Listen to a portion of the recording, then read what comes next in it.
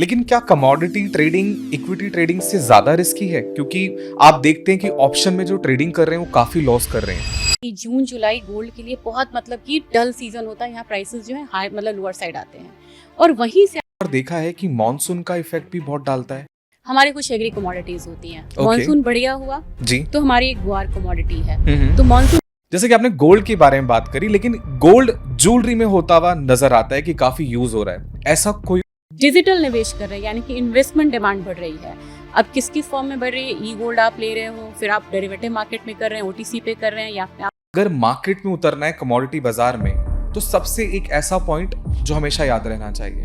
सबसे बड़ी बात है इक्विटी मार्केट के अलावा एक और सेगमेंट जहां से आप पैसा बना सकते हैं, और वो है कमोडिटी बाजार। कमोडिटी एक्सपर्ट हमारे साथ आज जुड़ चुकी हैं, वंदना भारती जी, जिनसे हम बात करेंगे और जानेंगे कुछ ऐसी जानकारियां जो शायद आपने बहुत सारी वीडियो देखने के बाद भी नहीं जाना होगा। तो मैम, बहुत बहुत स्वागत है आपका, अभिनंदन। हम शुरुआत करें उससे पहले हम ये जानेंगे कि आज जो हम मार्केट में देख रहे हैं, मार्केट में जो चल रहा है फिलहाल के लिए, आपको क्या लगता है कि ग्लोबल मार्केट किस तरफ मूव कर सकता है? ग्लोबल मार्केट काफ़ी सालों बाद हम लोगों ने देखा है। 2008 के बाद यहाँ पे अगर बात करूँ मैं, लगातार जियोपॉलिटिक्स के चपेट में है और हम लोगों ने लगातार यहाँ पे रिसेशन को आता जाता देखा है। स्लो डाउन हिट्स हुए हैं, फिर रिकवरी फेज भी आया है। ऐसे में इक्विटी मार्केट में हम लोगों ने हाई वॉलेटिलिटी आते हुए देखी। फाइनली यहाँ पे इक्विटी मार्केट डिकपल होती हुई दिखी है, यानी कि जहाँ आपको यूएस की इक्विटी मार्केट बिल्कुल रिकॉर्ड हाई पे है, हमारी जो मार्केट है इक्विटी वो 2 साल की कंसोलिडेशन फेज में है। ऐसे माहौल में जब आप कमोडिटी को देखते हैं या और सेगमेंट को देखते हैं, तो यहाँ पे आपको एक गोल्डन अपॉर्चुनिटी किसी न किसी क्लासेस में आपको मिलती हुई नजर आएंगी। माहौल खराब है, इकोनॉमी खराब है, तो इसके लिए आपको गोल्ड है।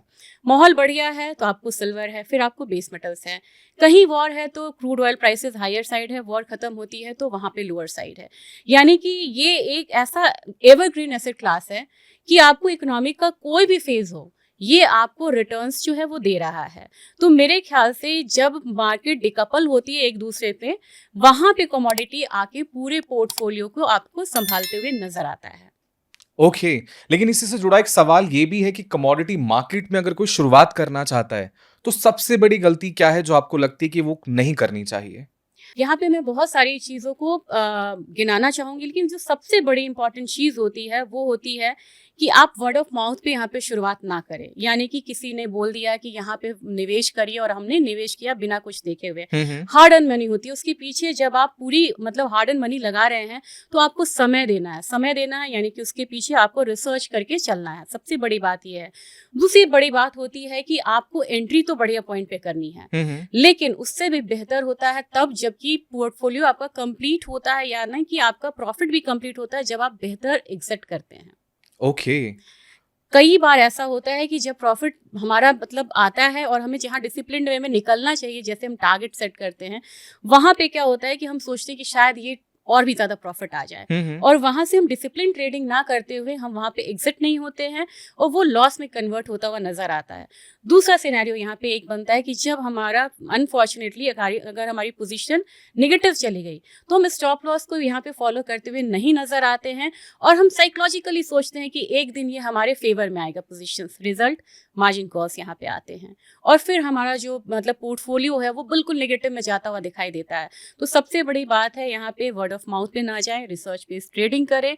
आपको बेहतरीन यहाँ पे मतलब एंट्री और एग्जिट करनी है। डिसिप्लिन ट्रेडिंग यहाँ पे बहुत ज्यादा जरूरी है। तो ये 3 चीजों का यहाँ पे तो ध्यान में रखना है। लेकिन बाकी मैं कहती हूँ कि रिसर्च भी कर लिया, स्ट्रेटजी भी लगा ली, लेकिन ये जो गेम होता है ये मेंटल गेम है। बिल्कुल साइकोलॉजिकल आपका गेम यहाँ पे चल रहा है। यानी कि आपको ओवर ट्रेड नहीं करना है, क्योंकि ये लीवरेज ट्रेडिंग हो रही है। राइट। आप ओवर ट्रेड करते हैं तो फिर आप जितने लीवरेज ट्रेडिंग पे आप एक्सपोजर रहेगा उतने नेगेटिव में जाने के चांसेस हैं। अगर आपका प्रॉफिट में आने के चांसेस हैं तो नेगेटिव में भी जाने के चांसेस हैं। एक और साइकोलॉजिकल फैक्टर मैं आपसे बताती हूँ। प्लीज। जब क्या होता है कि हमारी एक ट्रेड नेगेटिव में फंस गई, हम दिन रात उसके बारे में सोचते हैं, हमारे दिमाग में क्योस होता है अगला कौन सा ट्रेड ले कि ये फेवर में आए। करेक्ट। एक आपने बड़ा अहम वर्ड सुना होगा, एवरेजिंग करनी है। अब ट्रेडर्स क्या करते हैं, भले ही मौका हो या ना हो, रिस्क रिवॉर्ड रेशियो फेवर में हो ना हो, उन्हें करनी है वहां से एवरेजिंग। अब गिरती हुई मार्केट में हमें पता है कि यहाँ से 5% का फॉल है और हर एक 1% पे हम एवरेजिंग कर रहे हैं और हमारा यहाँ पर प्रिंसिपल जो है वो खत्म होता हुआ जा रहा है, लेकिन हमारे पास दूसरी अलग कमोडिटी है जिसमें बेहतरीन अपॉर्चुनिटी है, राइट। वो हम मिस कर रहे हैं। तो हमें मार्केट में जिद नहीं करनी है, मार्केट में जिद ना करें। और एवरेजिंग मतलब उस तरीके का लॉजिक्स है, तभी आप यहाँ पे एवरेजिंग करते हुए नजर आए।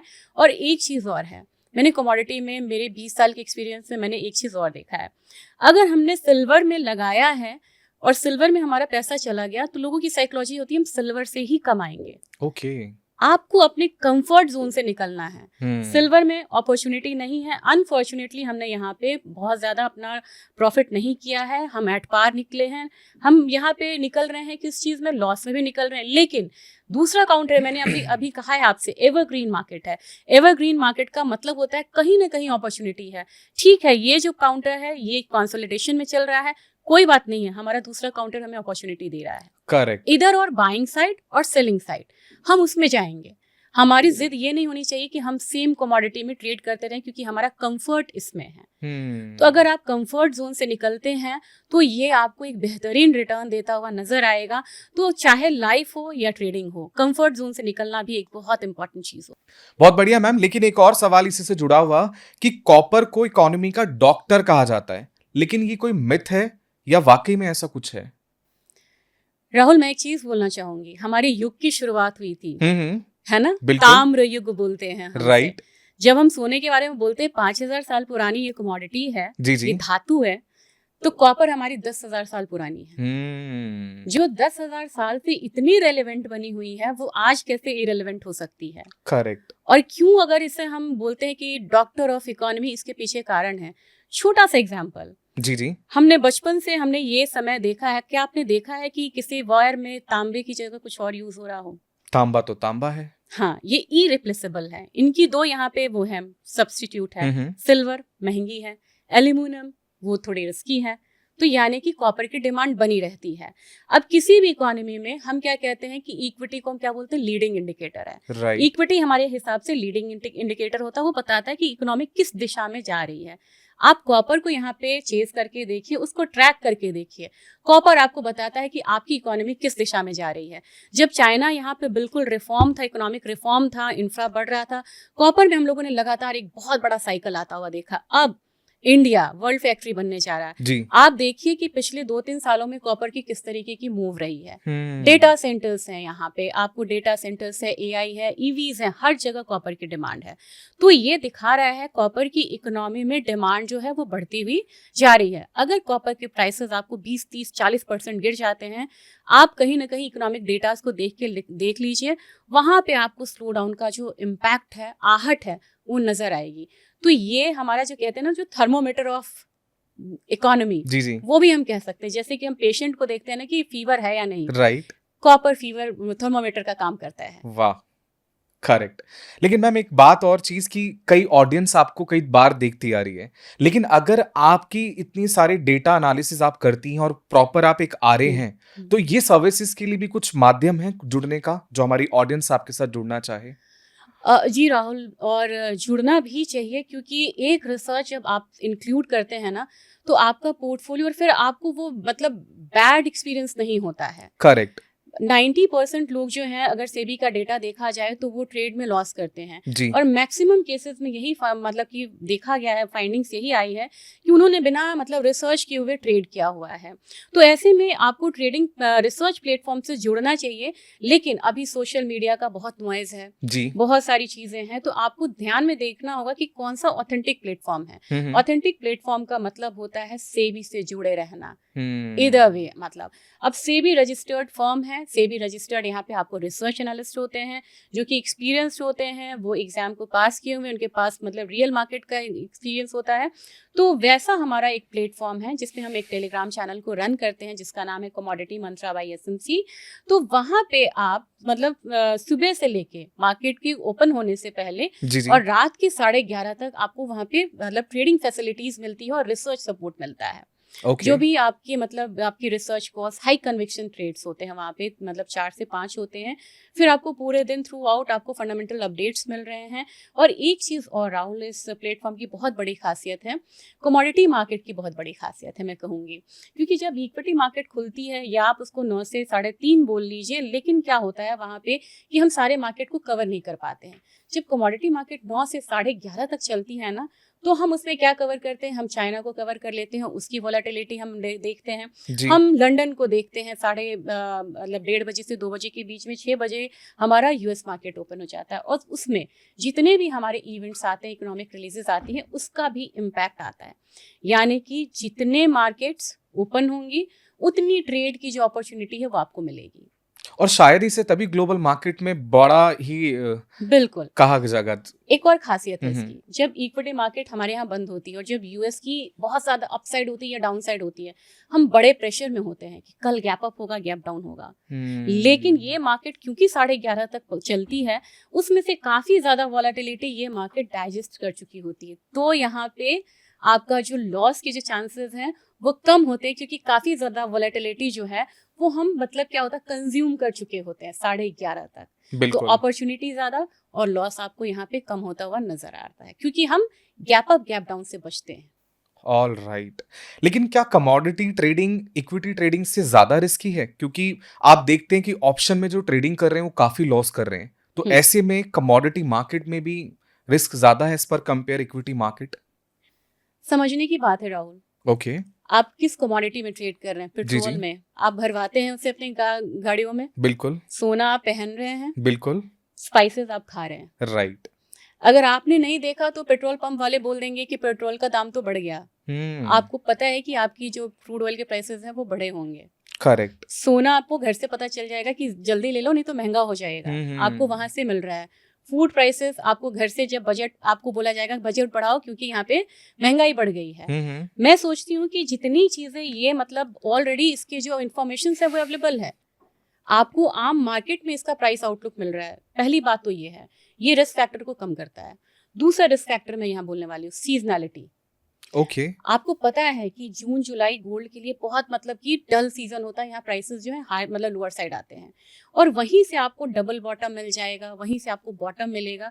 और अगस्त और सितंबर सबसे मजबूत महीना होता है गोल्ड सिल्वर के लिए। और ये जो सीजनैलिटी है ये सालों साल चलती है, डिकेड से चली आ रही है। हमारा फेस्टिवल सीजन होगा तो हम सोना खरीदेंगे, हमारा फेस्टिवल सीजन होगा तो हम शादियों का सीजन होगा तो हम सोना खरीदेंगे। बिल्कुल। जब हमारा फेस्टिवल सीजन आएगा, शादियों का त्योहार आएगा, तो आपको फूड प्राइस का भी मतलब कंजम्पशन बढ़ेगा, फूड कंजम्पशन आपको बढ़ेगा। जब आपका समर ड्रिवन सीजन आ रहा है तो आपको क्रूड का कंजम्पशन बढ़ेगा। तो इसकी जो साइकिल है और सीजनैलिटी है, ये इसे आसान बनाती है। ओके। रादर ये मुझे लगता है कि कम रिस्की है। क्यों कम रिस्की है? क्योंकि यहाँ पे आपको पता है कि अगला मूव कौन सा आने वाला है, तो वो चीज़ें बहुत आसान है। तीसरी बात मैं बताती हूँ, जब आप इक्विटी में निवेश करते हैं तो आपकी कंपनी अलग होती है, जब आप बाहर के मार्केट में कोई करेगा तो वहाँ की कंपनी अलग होती है। बिल्कुल। लेकिन यहाँ पे जो सोना यहाँ ट्रेड हो रहा है 24 कैरेट, सेम क्वालिटी आपको यूएस में ट्रेड हो रहा है, सेम लंदन में ट्रेड हो रहा है। There is hmm. No difference. तो ये ग्लोबल है, ये मार्केट लोकल नहीं है, ये ग्लोबल मार्केट है। जब ग्लोबल मार्केट होती है तो रिस्क फैक्टर यहाँ पे कम होती है, और मतलब वो आपके जाने बुझे होते हैं कि क्या क्या ट्रिगर्स अभी आने वाले हैं। ये आपको मतलब तीसरी बात होगी। चौथी बात होगी, जो हमारे यहाँ एक बहुत बड़ा मिथ है कि कमोडिटी में ट्रेड करना यानी कि फिजिकल मतलब आपको लेना है, डिलीवरी लेनी है और बहुत बड़ा पैसा हमारा लगने वाला है। जी नहीं, एक सोने में देखा जाए तो 6 कॉन्ट्रैक्ट ट्रेड हो रहे हैं। जिनको एकेजी के इसमें करना है, सारे पोर्टफोलियो यहाँ पे एडजस्ट हो रहे हैं। राइट। जिनको मतलब बहुत बड़ा पोर्टफोलियो साइज है वो एकेजी में करें, जिनको छोटा है वो गोल्ड गिने में आके कर सकते हैं। तो आप 5,000 से लेके आप 15 लाख तक के खर्चे में आप यहाँ पे कमोडिटी में ट्रेड कर रहे हैं। तो टूल्स सारे अवेलेबल हैं, ऑप्शंस आपको अवेलेबल हैं। और सबसे बड़ी खासियत ये है कि ऑप्शंस की जब यहाँ पे लॉन्च हुई, तो लॉन्च होने के बाद वॉल्यूम जो है वो फ्यूचर से ज़्यादा होता हुआ नजर आया। और जितने भी गोल्ड सिल्वर हो, क्रूड हो, नेचुरल गैस है, आपको मेगा तो है ही है, मिनी में भी आप ट्रेड कर रहे हैं। ओके। तो एक सर्टेन प्रीमियम के साथ आप यहाँ पे ऑप्शन भी ट्रेड करते हुए नजर आ रहे हैं, जिसमें कि आपको वोलेटिलिटी अभी फिलहाल निफ्टी से बहुत ज्यादा है। ऑलराइट। मोर वोलेटिलिटी, मोर ट्रेडिंग अपॉर्चुनिटीज। यानी कि एक ऐसा भी सेक्टर है, एक ऐसा सेगमेंट भी है जहां पर आप कम मार्जिन के साथ भी एक अच्छी खासी एंट्री बना सकते हैं। बट मैम, मैंने कई बार देखा है कि मॉनसून का इफेक्ट भी बहुत डालता है। तो ऐसे में मॉनसून का मतलब सही होना या बिगड़ना भी कमोडिटी पे असर डालेगा? बिल्कुल डालेगा। अब मैं बताती हूँ कैसे। हमारे कुछ एग्री कमोडिटीज होती हैं। ओके। मॉनसून बढ़िया हुआ जी। तो हमारी एक ग्वार कमोडिटी है, हम्म। तो मॉनसून बढ़िया होगा तो वो नीचे जाएगी, और हम्म। मॉनसून अगर कम हुआ तो वो ऊपर की तरफ ट्रेड करेगी। अब आप समझिए कि हमारे पास वेदर कॉन्ट्रैक्ट नहीं था पहले, लेकिन हमारे पास वेदर को हेज करने के लिए एक प्रॉक्सी कॉन्ट्रैक्ट था। हम्म। अच्छा, एक चीज मैं आपको और बताती हूँ। एक यहाँ पे वो है, हम ट्रेडिशनल बायर हैं, हम नए बायर नहीं है सोना में। हमारे पास 30,000 टन सोना है ऑलरेडी, राइट। है ना, घर में। लेकिन जब भी मॉनसून बढ़िया होता है, उस साल का आप WGC का डेटा निकाल के देख लीजिए, यानी वर्ल्ड गोल्ड काउंसिल का डेटा, मतलब गोल्ड के लिए वहां भी मतलब खरीदारी अच्छी होती है। जब आप सिल्वर इंस्टीट्यूट में जाएंगे तो आपको पता चलेगा कि जब भी मॉनसून बढ़िया हुआ है, तब तब भारतीयों ने यहाँ पे काफी ज्यादा चांदी को खरीद के रखा है। अब जब बढ़ती हुई अर्थव्यवस्था में और इनकी बढ़ती यूजेस में, क्योंकि चांदी है, क्रिटिकल मिनरल्स हो गई, बिल्कुल। स्ट्रैटेजिक रिजर्व हो गई, RBI में आप चांदी को गिरवी रख के लोन ले सकते हैं, जी इतनी जी। बड़ी सुविधा हो गई है। ऐसे सिचुएशन में अब आपको बड़ा प्राउड फील होता है कि छोटे छोटे सोना और चांदी को खरीद करके हम अपने घर से लेके इकोनॉमी को कितना सेफ गार्ड करा है। राइट। आप जानते हैं कि जब भी मतलब कि क्राइसिस का टाइम होता है तो हम सोने को गिरवे रखते हैं, और हम फिर इससे, मतलब कोविड में आपने रिसेंटली देखा है, NBFC ने यहाँ पे रिकॉर्ड मतलब गोल्ड लोन उन्होंने दिया है। जी जी। दूसरी चीज है कि अगर आप रिसेंटली अगर देखें, जब हमारी इकोनॉमिक क्राइसिस में थी, हम्म। तब किस तरीके से मतलब कि 60 टन सोना को गिरवी रख के इकोनॉमी तक को बचाया गया था। तो ये वो सोना है जो आपके इंडिविजुअल क्राइसिस से आपको निकालता, साथ में कंट्री को भी क्राइसिस से निकालता है। और उस समय हमारा पॉपुलेशन एक मतलब कह सकते हैं कि 1 बिलियन से ज्यादा था। करेक्ट। जैसे कि आपने गोल्ड के बारे में बात करी, लेकिन गोल्ड ज्वेलरी में होता हुआ नजर आता है कि काफी यूज हो रहा है। ऐसा कोई और भी जगह है जहां पे गोल्ड की डिमांड बढ़ती जा रही है? बड़ा आश्चर्य होगा आपको सुन के राहुल, जी। क्योंकि गोल्ड का मतलब ज्वेलरी था यहाँ पे। एग्जैक्टली और शुरू से सुनते सुनते आ रहे हैं हम ये। बिल्कुल, मतलब सोना सोना खरीदना है, जेवर खरीदना है, हमने बचपन से यही सुना है, जी और जी। शायद हमारे मतलब जनरेशन वाइज यही सुना गया है। 1990s का एक डेटा देती हूँ, जो 75% गोल्ड हमारी ज्वेलरी में जाता था। ओके। अब आपको पता है कि ये कि ज्वेलरी का डेटा कितना रह गया, हमारा जो मतलब कंट्रीब्यूशन है, इट इज ओनली 38%। ओ। यानी कि हम सिर्फ 38% यहाँ पे ज्वेलरी पहन रहे हैं। बाकी जो हमारा है 36%, 37, उससे भी ज्यादा आप यहाँ पे डिजिटल निवेश कर रहे हैं, यानी कि इन्वेस्टमेंट डिमांड बढ़ रही है। अब किस किस फॉर्म में बढ़ रही है? ई गोल्ड आप ले रहे हो, फिर आप डेरिवेटिव मार्केट में कर रहे हैं, OTC पे कर रहे हैं, या आप ETF खरीद रहे हैं। तो लोग यहाँ पे ये जो डिजिटलाइजेशन की क्रांति आई, या फिर कनेक्टिविटी बढ़ी है यहाँ पे, चाहे वो इंटरनेट ले लो या फिर आप मतलब ट्रेडिंग प्लेटफॉर्म्स को ले लो, इसके हिसाब से क्या हुआ कि अब यहाँ पे जो निवेश है गोल्ड में या सिल्वर में, वो बहुत ज्यादा बढ़ता हुआ नजर आया है। मतलब कि इन्वेस्टमेंट डिमांड, जिसमें हम डिजिटल फॉर्म में निवेश करते हुए नजर आते हैं। और इसका एक बहुत बड़ा कारण था, मुझे ये कारण मतलब लगता है, क्योंकि जब भी आप फिजिकल में लेने जाते हैं, आप 1 ग्राम सोना नहीं खरीदेंगे। कभी भी आप जाएंगे, छोटी सी ज्वेलरी भी आपको 2-3 ग्राम की तो एटलीस्ट बनती हुई नजर आती है, बिल्कुल। और हमारे पास उतने पैसे हैं नहीं। एक चीज मैं आपसे एक बड़ा इंटरेस्टिंग डेटा शेयर करना चाहूंगी। जी जी। जो गोल्ड 1970 के दशक में ओके। 184 का था, हम्म। वो गोल्ड ने 1,80,000 का हाई लगाया है 2026 में। वो यानी कि इतने सालों में 1000 गुना बढ़ी है। तो क्या होता है कि हमारी बाइंग कैपेसिटी थोड़ी सी कम होती चली जाती है। हमारा इनकम तो बढ़ रहा है, लेकिन फिर भी हमारी बाइंग कैपेसिटी कम हो रही है। ये रिफ्लेक्ट करता है डेटा में, क्योंकि वॉल्यूम वाइज हम यहाँ पे कम हुए हैं, वैल्यू वाइज हम यहाँ पे बढ़े हैं। पैसा ज्यादा खर्च किया, खरीदा कम वाली बात है।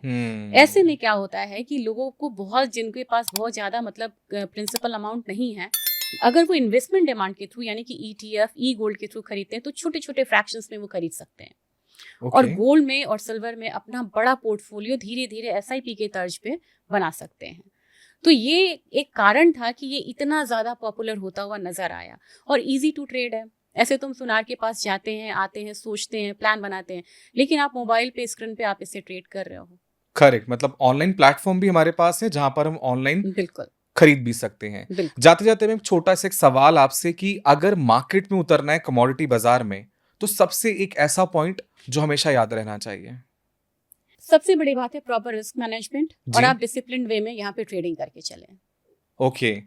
तो ये वो बातचीत थी जो हमने वंदना जी के साथ में की। अगर आप चाहते हैं वंदना जी दोबारा से हमारे साथ गेस्ट बने और वो अपनी चर्चाओं को और भी आगे बढ़ाएं, तो प्लीज आप सब्सक्राइब करें, फॉलो करें। अगर आपको लगता है कि आपके साथ कोई और टॉपिक भी शेयर करना चाहिए, तो प्लीज कमेंट करके जरूर बताएं। Thank you so much ma'am कि आप आए और आपने अपना समय दिया। अगली बार जरूर हम आपसे चाहेंगे कि आप दोबारा से आए और दोबारा से हमारे साथ चर्चा का एक पार्ट बने thank ma'am. You. Thank you.